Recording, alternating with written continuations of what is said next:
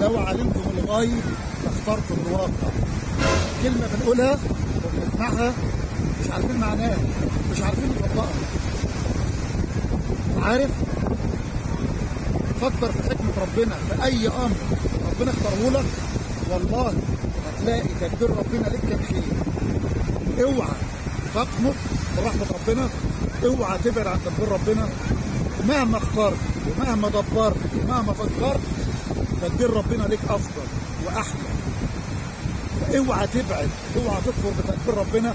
مش الكفر اللي هو الخروج من المله والعياذ بالله، لا، الكفر اللي هو كفر النعمه، ان يبقى انت مش راضي على قدر ربنا ومش راضي باختيار ربنا.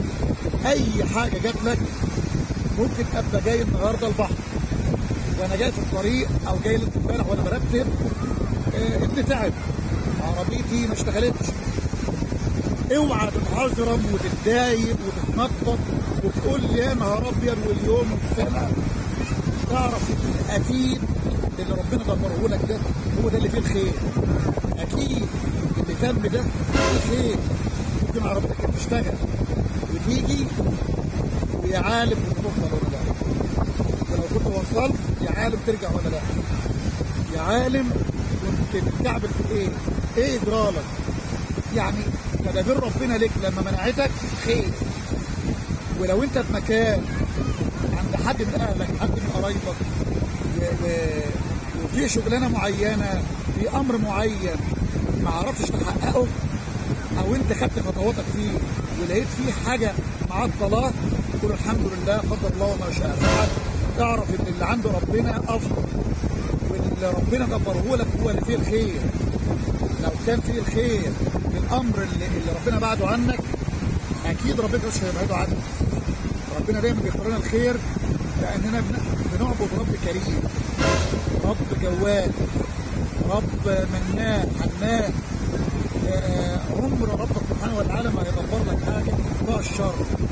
فارضى بقدر ربنا ايا كان. اوعى تاخد رضاك مع ربنا على خط الخط. ان اصابته يعني ضراء شكر وتمام، ولما يصيبه ضراء لا لا لا، خليك عبد لله. ان اصابته ضراء شكر فكان خيرا له، وان اصابته ضراء صبر فكان خيرا له. ربنا سبحانه وتعالى عاوز يسمع منك دايما كلمه الحمد لله. خير شر انت بتقول الحمد لله. الامر تم لان اخ لنا كان جاي معانا، وربنا اراد ان هو يتعطل في الطريق. رجع، لما رجع لقى فعلا والده كان تعبان. فتخيل ان هو كان جه معانا، وبعدين جاله التليفون ده واضطر يرجع في الطريق سايق بسرعه. كان ايه اللي جراله؟ كان ايه اللي عمل له؟ فتدابير ربنا اللي على باب البلد، على باب المدينه، جاله تليفون ارجع. رجع. فكان تدابير ربنا له سبحانه وتعالى خير قوي. فحبيت اشارككم مع بعض الموقف. ربنا يفرح قلوبكم جميعا. بحبكم قوي. ربنا يفرح حياتكم واولادكم. والسلام عليكم.